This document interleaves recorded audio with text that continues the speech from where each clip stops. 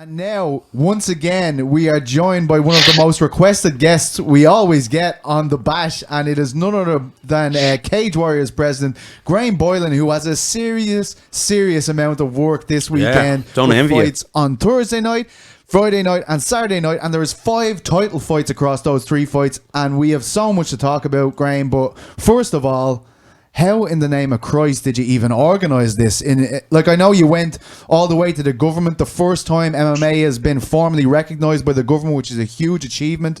But I mean, that must have taken a lot of work even to get to that stage where you're handing over these documents, etc., to get government clearance.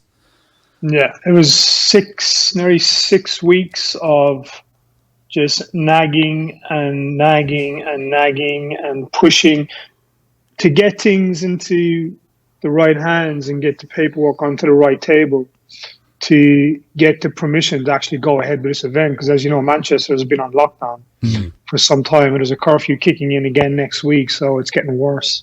Wow. On the restriction side, but the fact that we have government approval, and this was passed and rubber stamped in the Houses of Parliament in Westminster a couple of weeks back, has given us that permission to get stuck into things. On the last hurdle we had to jump was last Thursday. I had a conference call for about an hour with Public Health England to go through all the procedures of how everything would work and what the risk assessments were and the backup plans were to actually make this event viable and make them comfortable with what was going on and make them understand that this event is in safe hands. It's not our first rodeo, you know. Graham, I know things are, ever changing from day to day. They are here in Dublin. We saw that last week, and I believe the UK, as you just said there, is similar. Day to day, things are changing in terms of what the government are doing to control the spread of the coronavirus. Is this events? Are the 3 events definitely going to go ahead? Do you have to make adjustments last minute? Is it a total nightmare, basically, is what I'm saying? And is there any chance that these events are in jeopardy? Armies, cars, tanks, and guns. Yes, we got it again. Yes. We've been here before. This fucking events are happening. Okay? Regardless of what happens, we'll get into that arena, we'll run these events, and if it comes to it again on the last night, at the last hour, we'll pack everything up and all go into quarantine for 2 or 3 weeks or a month or wherever it is.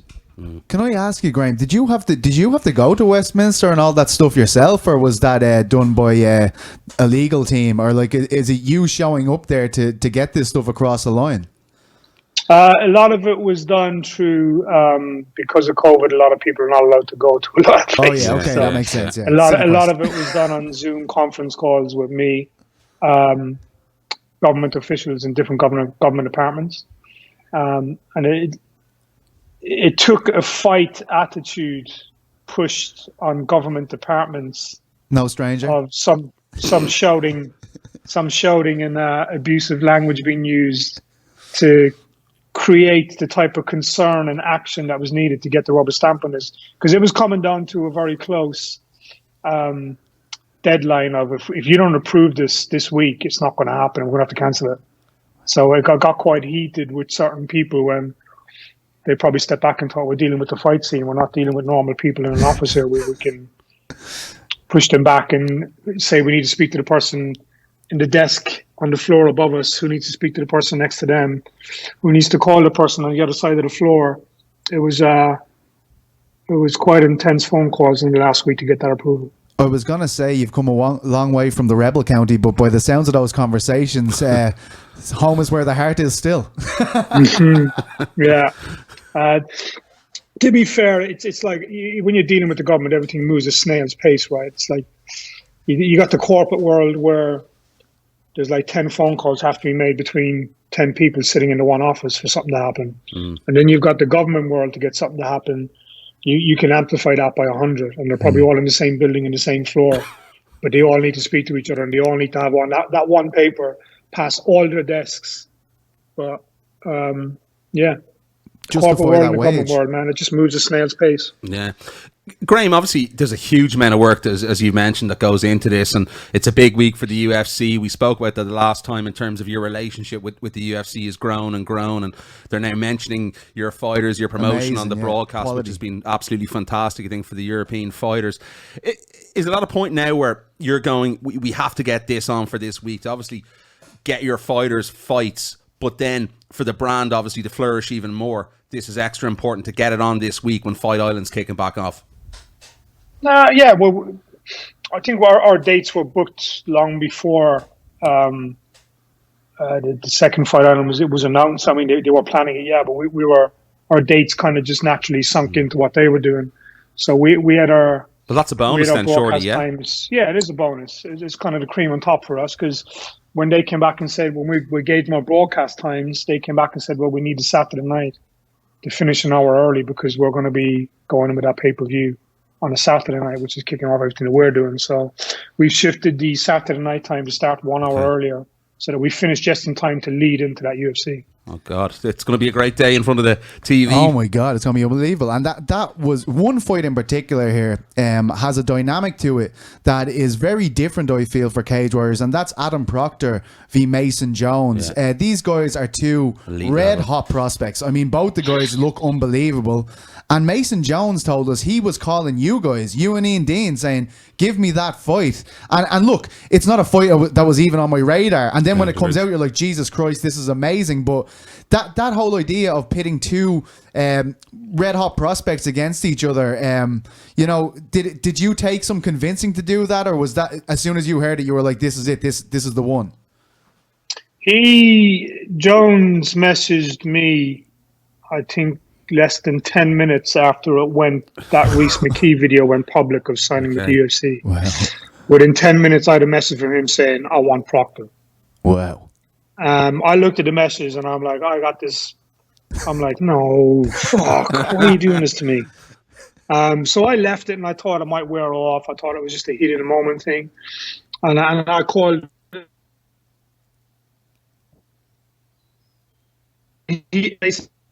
Ian as well, and Ian had messaged me about 10 minutes after that saying, have you heard from Mason? I'm like, yeah, I know, don't worry, we'll speak to him in the week. And we left it for a bit, and then we looked at all other options, and immediately I loved the fight. As soon as he said he wants it, I'm like, fucking hell, what a fight. But we've got to look at who's in the division first before doing this. And there wasn't really any major name jumping up at that number one contender spot apart from obviously Adam and Rhys who were there. So we thought, you know what? Fuck it. It's an amazing fight. We're going to do a historical show. It's going to be the first show that we know is going to be government approved, because that's what I'm working on, to get these permissions to put it on. And what way to finish it than a super fight like this. So we had the chat with Mason. We had to lay some conditions and stuff down about how this works. We're having two belts and not holding two divisions up and la-di-la-di-la. And then the next phase was to talk to Alex Enland and Adam Proctor to see if they were okay with that, and they wanted to do that. And, the MMA gods took care of that one, and here we are. Yeah. As Peter said there, it's an amazing fight, and I think we look at this, it obviously caps off the week really well for CageWarriors, and as you said, you put the broadcast back an hour to kick onto Fight Island, and obviously the eyes of the MMA world, and I'm sure the UFC brass will have eyes as well. Does the winner of this fight instantly, as per usual, once you win CageWarriors titles, and especially being a double champ, if Mason Jones wins, this must put him right in the shot window for the UFC? Yeah, 100%. I think whoever gets this belt, it puts them in the shop window. I mean, you saw what happened at the last Fight Island. There's only so many countries they can get guys in to replace any last minute putouts. So if these guys are in and out of here and they're uninjured, then maybe they get called for Fight Island if they're fit and medically capable to get stuck in. But it certainly puts them in the shop window for any future events coming along. And as far as I know, the European guys will be able to fight in the States as well. So we've got a few matches that I'm working on for some of the European guys to go to the States and compete as well. So that whole visa process is back in action. And it's not just Mason and Adam. Like, I mean, when you look at this, like, I'm looking at the fights over the week. Like, I feel like Jack Cartwright could fight in the UFC right now. Matthias Frederick could fight in the UFC right now. Samir, who fights on Thursday night for the defending his flyweight title, could fight. And look, Morgan Charrier, man, that is a guy who has to be one of the hottest pieces of free agent going. Well, not free agent, one of the hottest properties in European MMA, given his popularity, given that France is just being made legal. Like, I mean, Poster boy right there, Pete. yeah, I mean, it's a ready-made poster boy for France, and then you've got this situation with Fight Island going on for 5 weeks. Like, I don't think it's completely beyond the realms of possibility, Graham, that one of the winners off these 3 cards, any of them, could end up there. Like, I mean, there's a lot of dropouts here. This is the most, withdrawn, plagued cards we've ever seen in the UFC. So, I mean, that feels like it could possibly happen, right? Like, a person who wins a fight over Thursday, Friday, Saturday could end up in Abu Dhabi in a few weeks' time. Later, yeah. Yeah, they could end up in Abu Dhabi, or they could end up in the Apex in Vegas. I think out of these 26, 27 fights that we've got on, 5 world title fights over a period of 72 hours, I reckon there's at least eight guys that could go to the UFC with wins at the Trilogy at any time, or put themselves in the shop window in those respective weight divisions once this Trilogy is over. And the Contender Series is a viable option for you guys now, right, as well, with Corey. Like, I mean, that was something we wanted to see for so long, is European fighters getting an opportunity. It's happened few and far between, really, until this latest season. The European guys, yeah. definitely. And now I feel like that's something that the UFC will have their eyes on too, right? You know, but the partnership is there, the relationship is there. And I say this regularly. I've been saying it for years. When you realize where you fit in the hierarchy, and you realize what you're good at and what you do, everything else falls into place. We know what we do. We know what we're good at.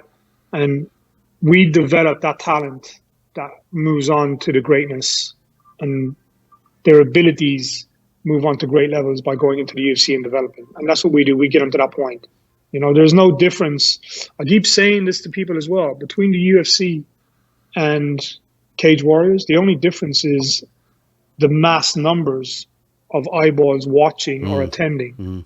You know, the cage is the same, the lighting rig is the same, the backstage protocols are the same, the medicals are the same, the professionalism of how they're treated from when they arrive to when they leave, what they've got to do, when they've got to do it, the team is backstage helping them. It's all the same. You know, when they go there, there's not a lot of difference backstage for them. So they're there, they're ready. They've been battle tested by fighting the best in Europe on this platform. You know, it's a good partnership for both organizations. How it's moving in that direction right now. I wanted to ask you about Bellator's announcement for the French show, because I know this was something that you wanted to do before the end of 2020, before all this madness kicked off. I know the UFC were looking to do it, put on a big banner there, and I know that Aries, that the new promotion between Africa and Europe, were trying to do it as well.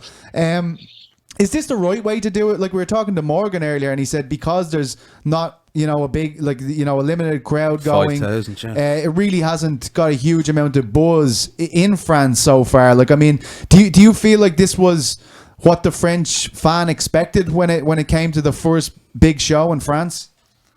Oh, no one knows. I mean, I think the French fans are probably expecting the UFC to be the first big show in France, but going in there, you should be going in and doing it right. I don't believe what they're doing is the right way to go about it. It's kind of it's waited so long to get that legalization. I think it deserves something bigger. It deserves something better. But they have their reasons for wanting to get it in there and shout about being first, whatever that is. But I think the French fans deserved bigger and better for the first legalized show that would happen there. Yeah, but yeah. It's a developmental league, so hopefully they develop some good guys for the UFC. Yeah, it just seems like the whole shots. But no, I agree with Graham on that one, PT. It does. A lot of the fights were only announced last week. It's fact. A lot of the fights were only announced last week for the card, and it seems to be the promotion hasn't been great and the build up to it.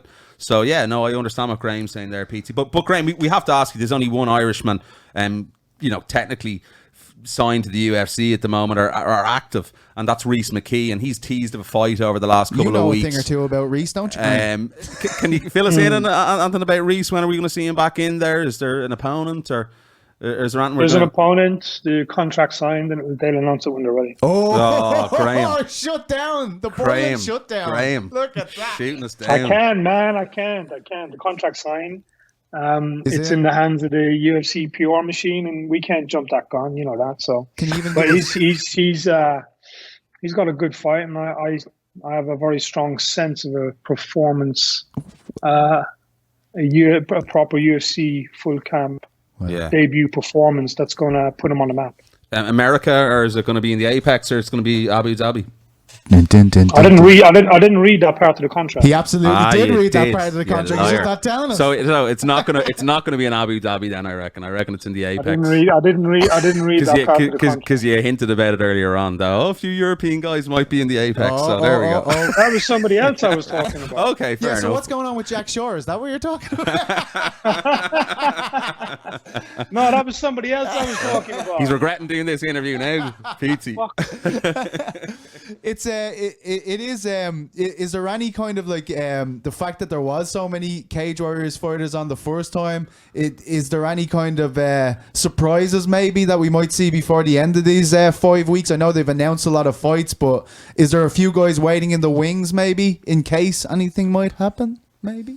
Well, there'll be a lot of guys. We got to see. It's kind of for us.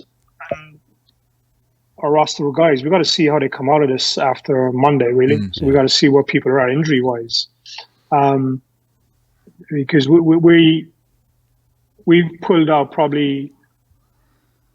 This is the biggest roster off the shelf at one time for Cage Warriors. Like every big gun is pulled off the shelf on this event because they've been sitting out so long. So if God forbid they don't, but if there are a lot of injuries with the fighters on this Trilogy card, you know, when do they fight next? Because if they're sitting out for 4 to 6 weeks on any kind of injuries or suspensions and don't get back in training until sometime in November, then even for us to get another event in before the end of the year, they need 6 to 8 weeks camp. So everything's running tight based on what happens at the weekend. Can I ask you, can I go very inside Irish MMA here for a second? Because I have a question about Ian Gary, right? Like, I mean, this fight, the fights cards were announced and their placement were announced. And I see some people from the Irish MMA Twitter kind of saying, why isn't Ian Gary on the main card here? He is clearly a superstar. He is he's one of the most talked about prospects in Ireland, probably the most. But it's between him and Paul Hughes. Ian says it's him. Paul says it's him. Yeah, long gone battle. But is the thought, like, I nearly feel like Ian is ready to jump over mountains already? Is it nearly trying to keep the reins on him? Like, I mean, he is very early in his career here. He's still 3-0.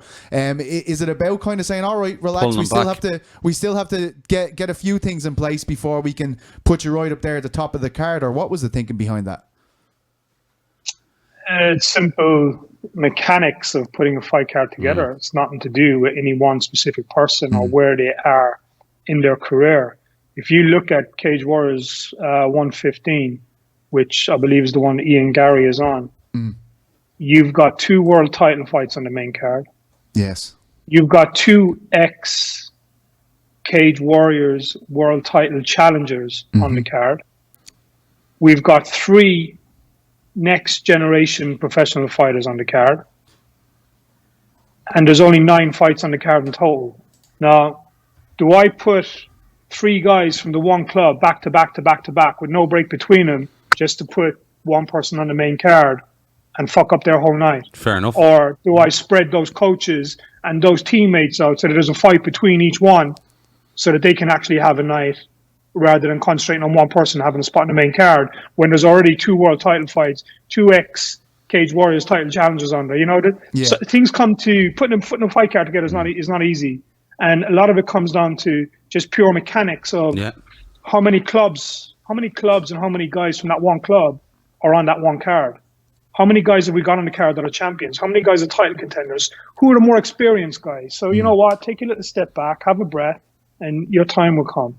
Absolutely. It's stacked to the hills. It's absolutely unbelievable. I can't wait for it. Looking forward to it. I'm just wondering, Graham, do you feel like, you know, after the trilogy, like, do you feel like normality will come back in some kind of way, or do you think you're going to have to be Zoom calling the Prime Minister every time you put on a card for the foreseeable future? I reckon Zoom is going to be around on business dealings for a long time, man. Really, yeah? We're still not getting any kind of positive feedback on any kind of vibe of solid arena shows with fans in. Doing an arena show with a restricted, quarter capacity in just doesn't work. It's just going to kill an atmosphere. You may as well just do it behind closed doors and not bring the hassle on yourself. So, I think we're going to be like this for the next 12 months. Wow. Would you look at going to Paris then? Is it any easier maybe to go overseas, or have you looked into possibly doing that even with a Zoom calls in French? That sounds fun. a 5,000 capacity crowd? And sorry, I just dropped my pot out of my ear. Surely you have someone to put that back into your ear. It doesn't matter where we go, because if we're doing behind closed door shows, we just go where it makes sense. Because if there's nobody allowed in, then it doesn't matter where the fuck we put the show on. It's going to be a closed off arena. We just need a hotel and an arena. Yeah. Well, Graham, that is all we have for you, my friend. And thank you so much for finding your login from 2003 to get on Skype with us today. It really means a lot. It's a huge week. It's huge. I can't wait. Definitely. I'm really excited just to watch these cards and take them in. And congratulations on getting that government nod. That's something that's never been done before. You deserve a lot of credit for that, and long may the success continue. We're very excited, and hopefully you'll get back on now afterwards and tell us who Jack Shore is fighting, who Rhys McKee is fighting, and who the UFC have called about in the last few days after the trilogy card. Nice one, Graham. Yeah, I think we'll have a Skype media day where we get everybody on Skype, just ask questions together. Yeah, love it. Sounds good. Got to be on Skype though. Yeah, absolutely. Nice and Graham. Appreciate it, Graham. Thanks a lot. All the best, my friend. Take care.